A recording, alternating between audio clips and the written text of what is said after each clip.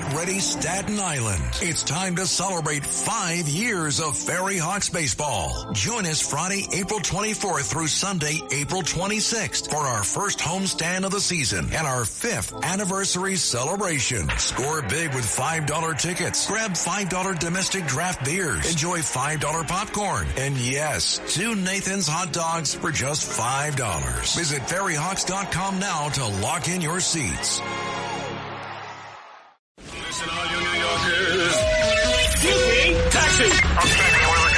This is the 77 WABC minicast. The Democrats win the presidency in both houses of Congress. I think on day one, they should make Puerto Rico, D.C. a state, and they should expand the Supreme Court to 13. Eat our dust. They've done everything they could. They held up the 2000 election. They stole it. They've stolen Supreme Court seats. They've gerrymandered everything that you can, and the only way to fight this is don't run on it, don't talk about it, just do it. Just, okay, we got 54 senators, and we got 13 court members. Thank you, goodbye.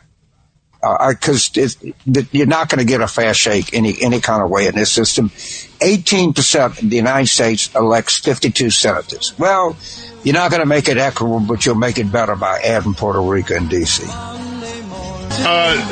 Ilhan Omar, we have more, but I kind of want to move on to talk about some other things here. Katie Hobbs, the governor of Arizona, was on a local channel, I think it's either an NBC or a CBS channel out there, News 12 in Arizona. And they asked her, little Ebonic language there, because we're an inclusive bunch over here. They asked her about the senator there, Ruben Gale, who is besties or was besties with Eric Swalwell before he threw Swalwell under the bus. And here's your governor out there in Arizona, Katie Hobbs, that's cut 17, reacting to questions about what did his best friend know and who did he know? Well, when did he know it? And Ruben Gallego says he, quote, had no knowledge of predatory behavior, sexual assault, or harassment by his best friend, now former Congressman Eric Swalwell. Do you accept Senator Gallego's explanation for why he didn't know about Swalwell's alleged predatory behavior? Well, those are really questions for the senator. I will say that as a social worker who spent a big part of my career working with victims of domestic violence, I absolutely take any allegations of sexual assault seriously and believe that any perpetrator, no matter who they are, needs to be held accountable to the fullest extent of the law. Do you accept Senator Gallego's explanation for why he didn't know about what his best friend was doing? I don't think it's on me to accept it. It's on the voters. And again, these questions need to go back to the senator. So you're not going to answer that question? I support survivors, and I am glad there's going to be some accountability. Line, please. Survivors. I support survivors, and please stop asking me about this, but I believe him in that. Thank you. Yeah, the Democrats. This guy went on a lot of trips with Swalwell. So, anyway, those questions are still out there, ladies and gentlemen. Eric Holder, Virginia's getting ready to kick all the Republican voters in the chair. You know, Republican voters are about half the state. What Democrats want to do is just kick them to the curb in this redistricting effort and make sure that they only have one Republican left standing in the Virginia delegation. Eric Holder's talking about it. Tim Kaine. We have others talking about it. Let's start off with Eric Holder. He was on Face the Nation with Margaret Brennan and asked about this whole redistricting effort in the state of Virginia. Cut 10. Former Attorney General of the United States of these Americas, Eric Holder. Historically, the president's party doesn't usually do well in the midterm races. So why do Democrats need to do this? I mean, it sounds like it's acknowledging that the Democratic Party can't win on its own, that it has to go through these measures. The Democrats can certainly win if it's a fair fight. And the question I have... It wasn't going to be a fair fight in Virginia? No, it wasn't going to be a fair fight nationally if you try to steal seats in Texas, in North Carolina, and in Missouri. And so the question I have for people who are critical of that which we're doing is, what were we supposed to do? Nothing? Just allow them to try to stack the deck, to try to steal seats? And all we're trying to do is meet them and try to make the system as fair as it possibly can be. And that's all that this is about. No pushback that I'm aware of. The simple pushback on that is make it fair. How is it remotely fair? Democrats have used illegal immigration and padded their blue cities with illegal immigrants and protected them with sanctuary laws that count in the census that result in additional Democrat House seats. How is that remotely fair? How is it fair that in Massachusetts, in other states along the eastern seaboard, there is zero Republicans being represented? How is it fair to begin with? The entire premise of his answer is wrong and should have been called out. Tim Kaine was asked about it. He was on, believe it or not, on Fox News Sunday. He showed up. But I give him credit for that. Cut 11, Fox News Sunday with Tim Kaine. Asked about this Virginia plan to strip Republicans and kick them out, kick them in the you-know-whats. Listen, let's talk about the last vote there in Virginia, the presidential vote. Vice President Kamala Harris won by about 5 percentage points. So the state is relatively split with a left lean, but 90% of House members from Virginia being from one party? 90% of Virginians are not Democrats. That's true. Correct. But about 100% of Virginians want election results to be respected. We're deeply worried that Donald Trump will try to interfere with the election results this November or in 2028 because we saw him do it before. And we have to have a Congress that will stand up to it. In 2021, all 5 Republicans in Virginia went along with Donald Trump in his effort to overturn election results. And so we're giving Virginians a chance to vote, which Republican states have not done, about whether they want to have a congressional delegation that will stand up against Donald Trump's tyranny. We are rewriting the lines to kick those bastard Republicans out of office. That is exactly what their thinking is. All this other talk, they're not doing anything other. This is just political jibber-jabber. What he is doing and what they're doing is they're rewriting the district so that Republicans don't have a chance, and then get rid of the Republicans and screw the Republicans who live in Virginia. Screw all of them. You guys voted for a Democrat governor, so now screw you. We're going to kick all of you to the curb, and we don't care. I mean, just call it what it is. All this nonsense about Trump in the elections. I remember when these people used to talk about anyone that didn't believe in election result or stuff. They used to whine about election deniers. These people are the biggest election deniers in the world. Meanwhile, in Virginia, they elected a Democrat, all right, and they're paying, and they're getting what they asked for. Cut 7. Here's a news report right out of Arlington, Virginia, which is minutes away from Washington, D.C., minutes away in Arlington. And by the way, I have been on this exact street. They talked about the street being really close to the Whole. I've been at the Whole Foods in Arlington. I know exactly where this joint is. And it used to be a really nice upscale neighborhood. I don't know whether it still is, given what's happening here. But this is Cut 7, what's happening in Arlington, Virginia. This is what happens when you elect Democrats. Nick? Right now, I'm in Clarendon on Wilson Boulevard next to the Whole Foods. This is where police say a man, an illegal immigrant, stalked a woman, hit her, and attempted to rape her. Arlington police say on April 12th, Luzvin Orvando Garcia Moran attempted to rape a woman at 5:41 in the morning in Clarendon. Police say the woman was waiting for a ride share when Garcia Moran started talking to her. The victim walked away. He followed, grabbed her, pushed her into a wall, and physically assaulted her. The victim was able to get away, but he wasn't done. Police say Garcia Moran reapproached and assaulted her again.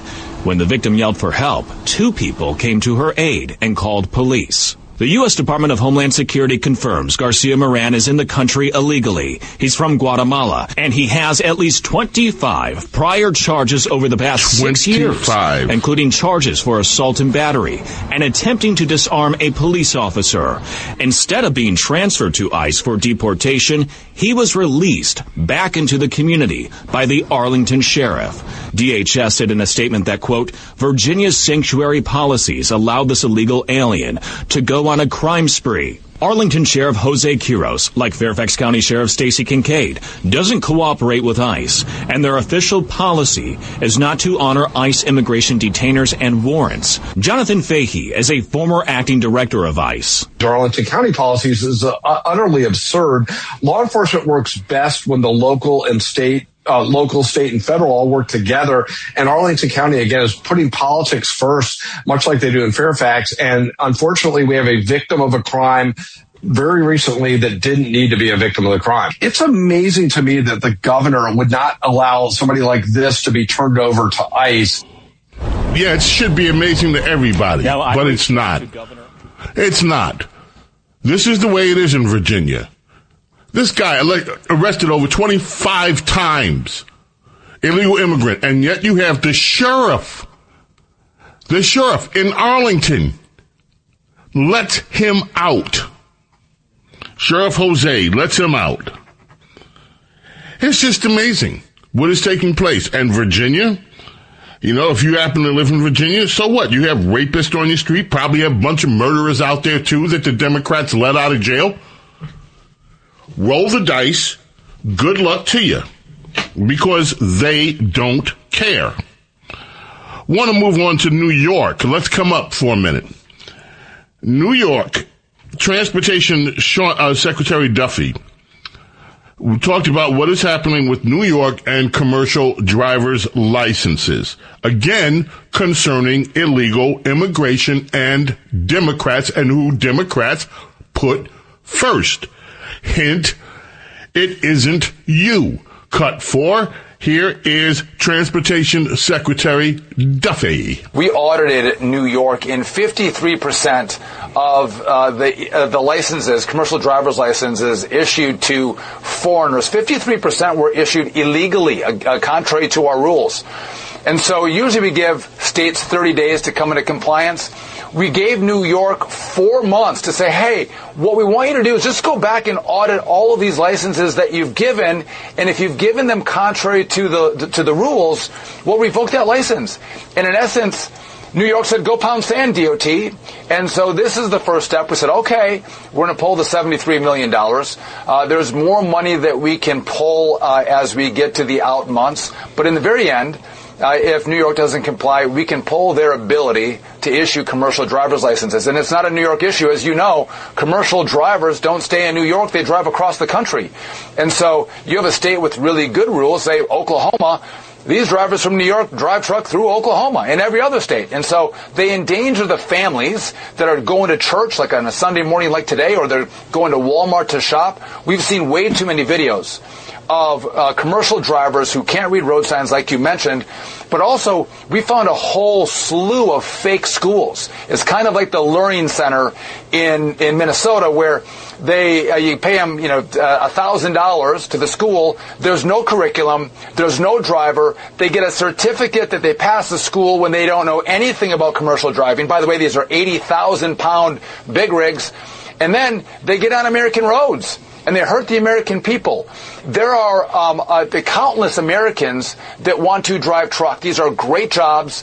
They support families. And instead, we have illegals or foreigners getting these jobs, and they're hurting the American people. We are not going to tolerate it. Let me just say this about that very quickly. If you are in law enforcement and you are patrolling the highways of our nation, it wouldn't bother many people. I don't know whether this is legal or not, and I'm not urging you to do anything that is illegal, certainly. Wouldn't want to see it, don't want it. However, it would not bother people. Every single tag with a New York plate on it, on these rigs, if they are not in 100% legal compliance, it wouldn't bother people if they were stopped and looked at, because you can't trust New York, apparently. And sad to say, there are so many honest drivers in New York that are probably going to get tainted with this. But if you have a state like this, a rogue state, 53% of the licenses that they gave out to foreigners are illegal. 53%. And they refuse to do anything about it. If I were in law enforcement in other parts of the country, and part of my job was making sure that the laws of the roads were followed, I would be very concerned about this. Now, before we head to a break, one other story I got to get to. And there are others. I had some Kamala Harris stuff I'm going to have to hold till tomorrow. Swing state Democrat, another Democrat here, Dr. Abdul El-Sayed, who is running for the Democrat Senate seat in Michigan, was on a podcast and he took some shots at J.D. Vance. What he said about J.D. Vance. What do you think? He's talking about his wife here, Usha. What do you think is going through Usha's head when he talks? She's like, damn, I have to sleep with him. I guess she's pregnant, so something's happening. Can you imagine? He's got brown kids. At some point, he's going to have a really awkward conversation with his kids, like, you made your career hating people who are different. He's got to look at his kids and be like, yeah, those are brown kids. They're mine. You know what I mean? And he says, and I have brown kids. I have brown kids. I love my brown kids. I think my brown kids are just as American as everybody else. J.D. Vance has brown kids who he thinks are less American than anyone else. I'm telling you what.